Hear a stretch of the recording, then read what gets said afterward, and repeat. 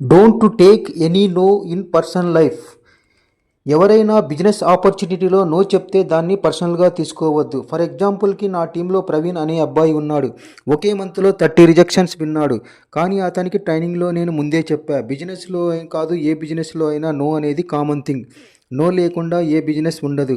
బిజినెస్లో ప్రతిదీ మనము చిటికేస్తే మనము చెప్తే అందరూ రారు.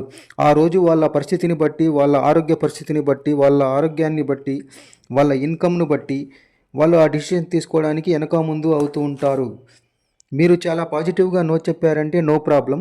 ఈ బిజినెస్ అందరికీ సెట్ కాదు, బట్ భవిష్యత్తులో బిజినెస్ చేయాలనిపిస్తే మాత్రం నన్ను గుర్తుపెట్టుకో అని చెప్పేసి అందరితో క్యాజువల్గా ఇంతకుముందు ఎలా ఉన్నాడో అలా ఉంటూ తన పని తాను చేసుకుంటూ పోతున్నాడు. ఇలా చేయడం వల్ల వితిన్ 6 మంత్స్లో ఎవరైతే నో చెప్పారో అందులో 7గురు ఇతని టీంలోకి వచ్చారు.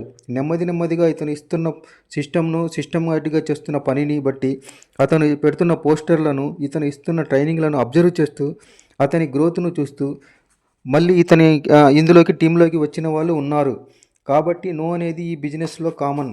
దాన్ని పర్సనల్గా తీసుకొని మీరు అక్కడే ఆగిపోకూడదు.